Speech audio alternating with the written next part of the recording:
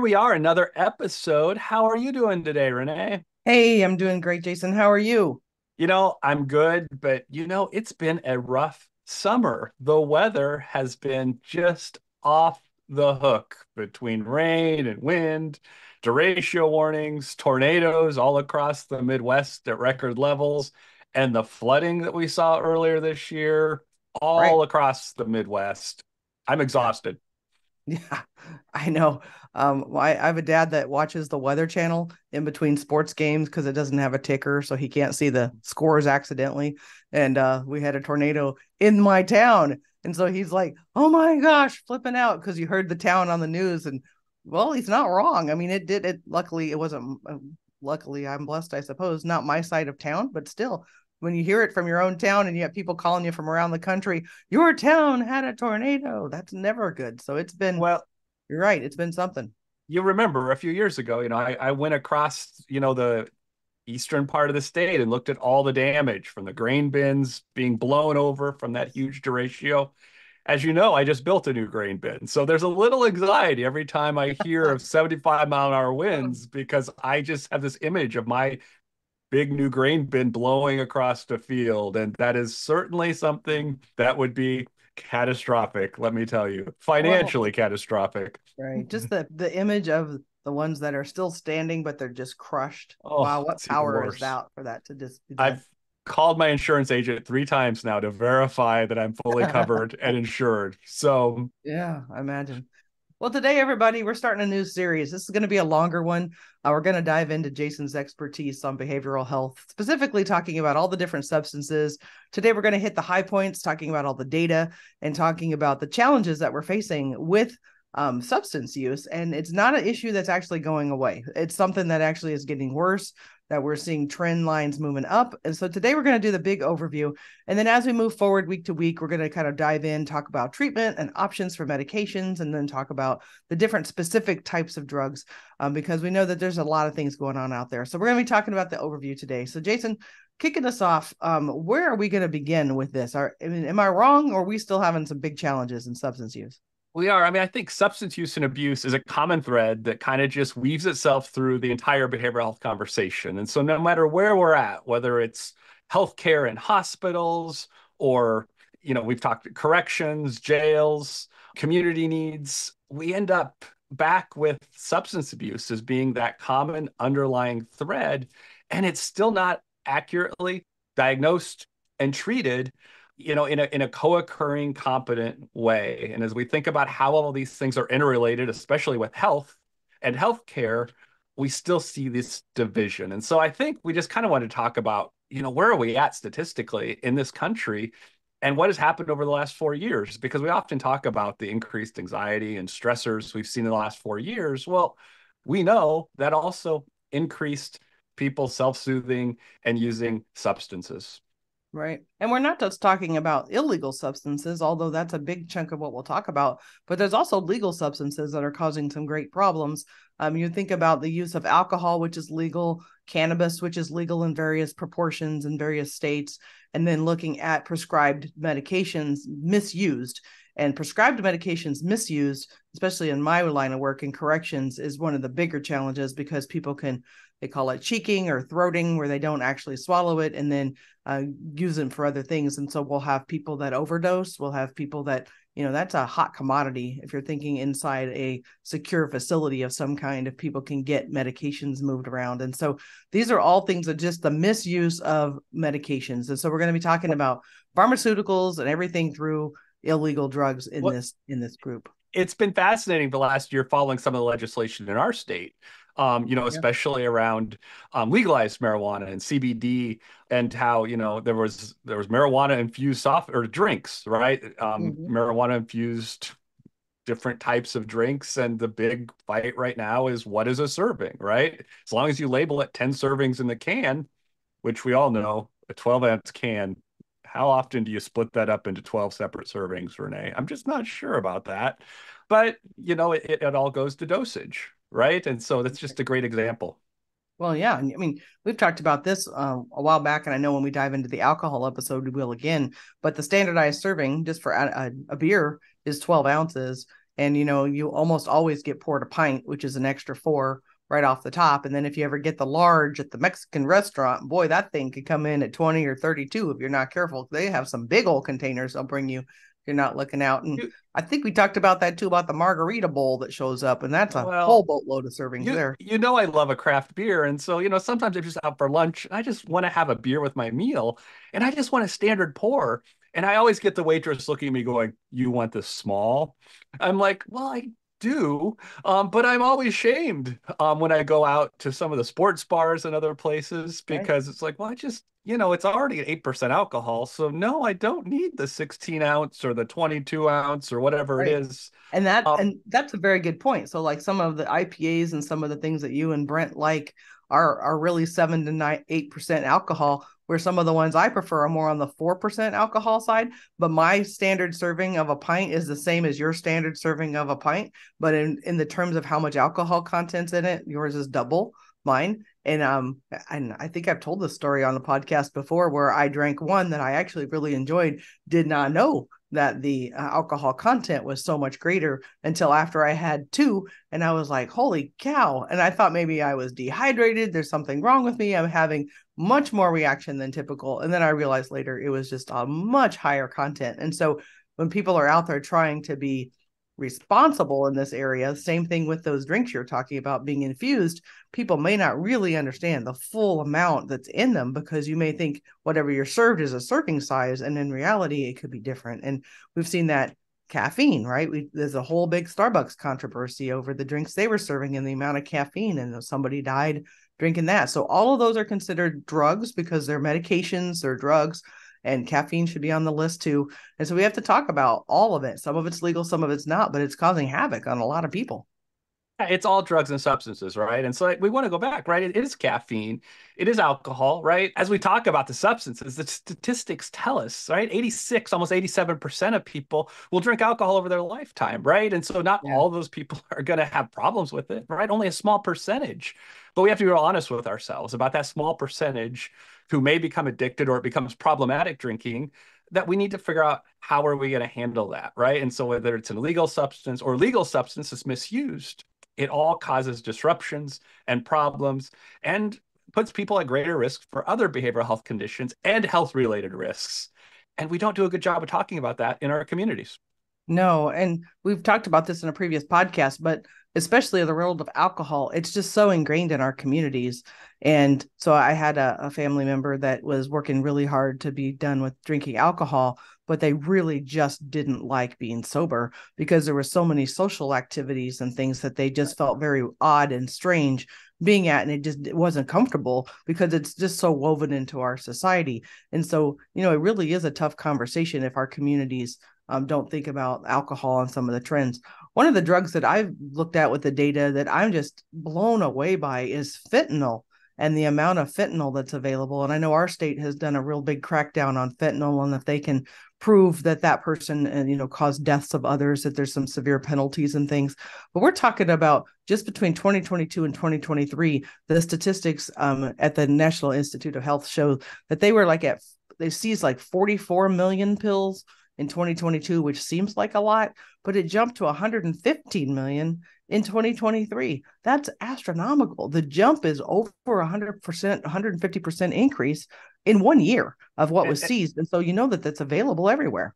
that doesn't even reflect probably the increase in potency of those Oh, same fentanyl pills, right? Because we yeah. know fentanyl can be so potent depending on how it's made, and where it's coming from. And I think that just kind of highlights, the underlying issue of that. Why has that become an issue? And that's part of the opioid epidemic, right? And so that Right. underlies based in the opioids and continuing to get more and more potent opioids that just drive that continued issue, right? And that's why we need to think about how do we have the conversation, right? How do we have this conversation about substances that include all substances where folks don't get defensive about it, right? I think alcohol is kind of that's the one where people are like, oh, that's not really a substance, right? And we've seen the same thing with marijuana, that the perception of risk for marijuana, kind of put my prevention hat on, is marijuana is now considered safe in some ways. And I think that sends a mixed message.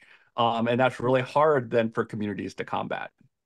Right. And you think about marijuana, marijuana is one of those that has changed through the years. So the folks, that had it naturally in the 60s and 70s versus the concentration of what's included in it, or whether it's laced with other things today, is a very, very different game. And so, you're trying to compare people's perspectives of who wants to legalize it. They might be thinking of maybe the glory days, the good old days of smoking ditchweed and whatever, but that's not the stuff that's on the streets today. And so, you get exactly what you're saying, because that's not a regulated industry, and because it isn't been regulated, it's off the charts for dosage. You're going back to dosage about what you're trying to accomplish and the amount of high that you're trying to get. And so you really, somebody, and we hear it all the time, there are people have tried something and ended up just taking way too much of it, and then they are dead or have severe issues where they end up hospitalized because they thought they were doing X and then this other thing occurred, and so it was more than what they intended. And so it's a really big risk. And we hear from ER doctors, right, that drug-induced psychosis are on the increase. No matter what, there are side effects of some of these substances, and that includes some of the marijuana that some of the ER doctors I know have talked to me about, of seeing that those psychotic symptoms are definitely spiking in Right. local emergency rooms across the Midwest, and so many people will be like, oh, that's not true. Well, it is, and we'll be linking when we get to the data section, some of the data, that we have access to, just to help us all to kind of comprehend what the scope and breadth of this situation really is. Right. And I've even heard of some of the strength of some of the drugs that are on the street right now, that the psychotic episode doesn't necessarily go away. In the past, you could come down from your high and you wouldn't be psychotic anymore. But there are actual drugs that it only takes you using it once, and that psychotic break doesn't actually heal itself. And so at the end, they're talking about people that look like they have a traumatic brain injury because it has injured their brain to the point that they're not going to go back to the whatever they were before. And that's very, very scary, because again, people out that are using drugs oftentimes aren't looking for that. They're looking for having a good time, maybe feeling more relaxed or more calm, or maybe they want more energy if they're an over the road long hauler or something like that. So you're looking for a specific purpose, but the side effects are greater than that, and people don't know. So I think about caffeine, right? Everybody, most all people, that's part of our daily intake. If you like coffee, or if you like, in my case, tea, there's caffeine involved in all kinds of things. But when Starbucks came out with a drink that had so much caffeine in it, it literally hurt some people. And so, because people don't think about that, they're just like, oh, more energy is great. Well, apparently too much energy is really bad for your heart. And so we're struggling on, things that are, in moderation are okay, but we get out of moderation really quickly, and it makes everybody sort of challenged in this stage. Is there other data that you wanted to share about some of these things we're talking about today? Well, I think we're overwhelmed in data. Oh, And I yeah. think part of our conversation is just to kind of reel us back into, what's the big picture here, right? So, at the end of the day, all substances used in excess can have a negative side effect. And so how are we thinking, how is healthcare going to start wrangling in and managing this? Because it's impacting all of our systems, and that's a lot of times how we end up having this conversation, is because we see it interlaced in the work that we do, and it kind of extends everywhere that we go, that substance use and misuse enters into the conversation. And I think as we think about the conversation moving forward, part of that is thinking about how do we address this on a community level, whether it's legal or illegal substances. How is our healthcare system readying itself to truly meet the growing need for addressing it? Right. And one of the other statistics I just wanted to share was about the number of deaths. So if you're listening and you're thinking, oh, these drugs aren't that big a deal, you'd be surprised. So back in 2000, if we had it was less than 20,000 people a year dying from overdoses. And now we're up to almost 110,000 people a year. That was just 2022 data, and it continues to rise. So we're losing over 100,000 people specifically directly for overdose deaths in our country alone. And this is a worldwide problem, not just America. And so we really are losing people when this is a treatable illness and a treatable disease, that these are things that we could be doing much more on the front end to prevent, and then getting people the help and the assistance they need if they're addicted to something, so that we don't have to have those horrible outcomes. And so this really is a problem. And if you don't know anybody that suffers in this space. You're really blessed to be in that spot. But even I know people, in my own family and friend circle that struggle with trying to live in moderation and not be addicted to different things. And so that's why we're talking about this. So Jason, there's a study out there, the Rural Healthy People 2030 study that you've talked about before with mental health and addiction. So talk to us about why that study was important and what was different in it. Yeah, I think we've talked about this before. This is a study that looks at what do rural communities see as their greatest risks and what do they need from the healthcare system. And that 2030 report, it was for the first time that rural people weren't most worried about primary healthcare. They were most worried about mental health and addiction. Mental health and addiction took number one and number two slots in that study for being what rural communities were most worried about. And so I think sometimes we don't think about mental health and addiction impacting rural communities to the level that it does. And I think, when we think about what is the cost of this, we know it costs our country billions of dollars every year in lost productivity. It goes back to business that individuals who are impaired are costing the system lots of money. It's costing healthcare, it's costing all of us. And so I think it's really important that we take that into account. And then we look at the workforce shortages, we look at the access to care, and we look at the disconnect of our behavioral health systems and our substance use treatment systems and our local healthcare systems. And that's really where it all comes to a head. Right. So let's talk about some examples of how those two things interplay. So somebody has a diagnosis of, say, depression or anxiety. How do substances sort of impact that? What might you see in that? Why would people use substances instead of maybe medication to try to help? Well, I think you said it earlier, right? Somebody who just felt better when they had a drink, when they went out to a social setting. Well, that's very common, right? And managing a social anxiety is, it's that social lubricant. It's just a little bit easier when you have a drink. So it just is a self-reinforcing substance that I'm just a little more comfortable when I'm out, which underlying anxiety, right? Or depression. You go home, you numb yourself with a substance of some kind. It's self-medicating. And so you kind of get into this reinforcing behavior with some of those substances. And so we're not getting to the right diagnosis. And we know that we really struggle in the behavioral health field sometimes, and connecting that to healthcare, getting to the right diagnosis and accessing the right treatment. And that right treatment can look very differently to everyone. We're going to talk about treatments in upcoming episodes, right? And we can kind of go over in those episodes, we're going to dive into, what's better, AA or seeing a therapist, or going to a substance abuse counselor. And we'll dig into which one's more effective. What's the data tell us in an upcoming episode? Because that's going to be exciting. I can't wait for that, Renee. Yeah, I was thinking about my folks that are in the incarcerated side, and it's just, I cannot tell you how many times they're using all these illicit drugs to self-medicate and to not deal with their issues. And then when they're offered medication to potentially help them, through that or move through and get the help that they need with therapy, then they say, well, I don't really like to take drugs, or I don't really like the side effects. And okay, I get that there's side effects to mental health drugs. I understand that. But at the same time, can't argue with me that there's not side effects to methamphetamines, that there's not side effects to the heroin that they were using, or some of the other illicit drugs they were using, or I've got one guy that's incarcerated now, and it was Xanax and beer combination that put him into some violent rage that he hurt somebody severely and ended up incarcerated for that behavior. And, he'll put it in his own words. It's the beer and the Xanax that did it to him. And whether or not, I'm guessing the Xanax was probably his and diagnosed for him or prescribed for him for something, but probably not used in the way he used it. So you think about all of those different things, and it just really makes it messy, right? Because people really, truly have mental health issues underneath it, but they've put the substances on top. And then when they come in and incarcerated and they're in psychosis, you've got to pull that apart. Is it the psychosis due to the substances, or there's still psychosis there underneath the and sometimes the answer is maybe yes for both. And it's hard to try to diagnose, like you're saying, to get to the root of the problem. And the data varies on this, but at a minimum, 50% of those people who have a substance use disorder have a mental illness, right? Comorbidity. amongst that. And so there's other statistics that would tell you it's up to 80%. Mm. Pretty standard across, and we'll link to some of these studies. I'm looking at drugabusestatistics.org.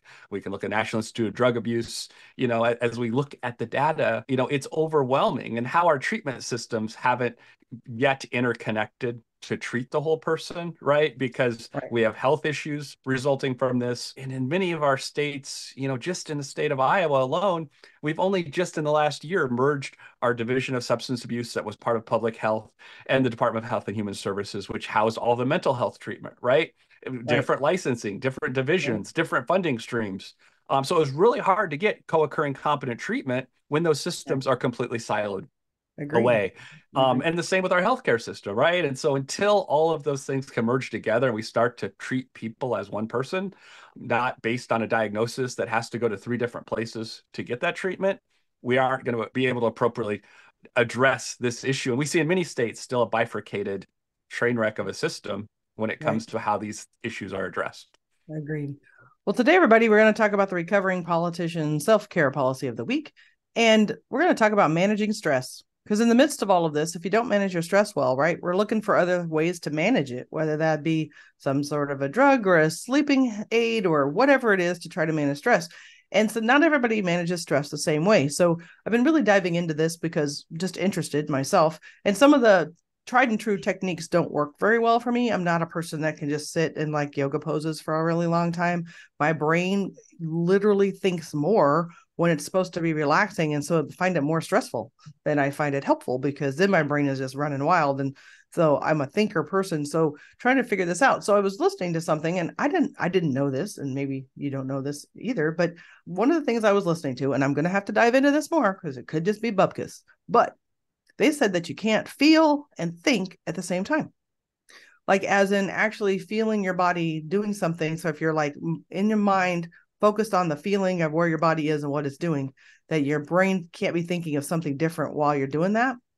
And that would be a really interesting and a very important part of the information if this is true. Because with stress, for me, my brain can go into stress mode all by itself. I could be sitting on the couch, but if I'm 100% thinking about something stressful, thinking about work, thinking about other things, I get my gadgets all register stress, and I could be laying on a pool deck and be stressed. And I was like, how can that be? Well, my mind isn't calm like it should be. So I'm really just very fascinated about all of that, and knowing that because one thing works for somebody, it doesn't work for everybody. And so I've been really just kind of diving in and learning, because for me, I've learned that managing stress is more complicated than, like I said, sitting in a yoga pose. That apparently is more stressful for me, which for most people, they find that relaxing. So it's kind of interesting. So I don't know. Jason, what have you learned about stress or thought about stress, especially after the summer that we've had with all the weather? I'm sure there's no stress for you. When I hear you talking, I think I've been doing a lot of reading about emotional self-regulation lately. And really that's what you're describing in some ways, is Mm-hmm. kind of how do we manage those thoughts as they come through and then adjust our feelings appropriately. And so I think, especially I think about agriculture and farmers and that stress up and down. Mm-hmm. I'll have to tell the story sometimes, is I thought I dumped a chemical tote that would kill all of our corn into the sprayer the other day. And I didn't think about it until I woke up in the middle of the night. And I'm like, Oh, did I use the right tote? That wasn't the tote we had sitting off to the oh, side, was it? And when I say a oh, tote, it's a 350-gallon, container right. that had a premix in it that we premixed to have the co-op come and spray. And so I do have to say that, sometimes it's hard to not think about that, because destroying 50 acres of corn at this point would be a bad thing. Yeah. So, there's certainly those stressors that happen all the time to all of us. And sometimes it's hard to just regulate, right? Yeah. And separate the thinking and overthinking from the feelings and the fear that you might have from something like Yep. that. And it always comes in the middle of the night. You're just It like, does. yeah, I did the other day. I set I water shoes for teaching water classes, set them out on the pool deck, laying in bed, almost asleep. I hear thunder rolling. So I'm just like, I gotta go get my shoes off the porch. So I'm mostly asleep. I think I might have been asleep for a while, but I just come wide awake and like, oh no, they're outside. Would they have been fine outside? Probably, but it was like, I better go get them. And so it's just those weird little things that keep you from not really resting and getting that rejuvenation that you need in a stress space. So today, everybody, we started a new series talking about substance use, and we're going to be diving into the details. If you want a lot of data on this issue, we've included tons of options for you in the show notes today, but we're going to be diving into the specific things about things you can do for treatment, things you could do for specific types of the disorders, because some folks have really big issues with maybe one substance over others. They have a favorite. And then we're going to talk a lot more about how it impacts mental health and co-occurring disorders. Thanks, everybody. We'll talk to you again soon.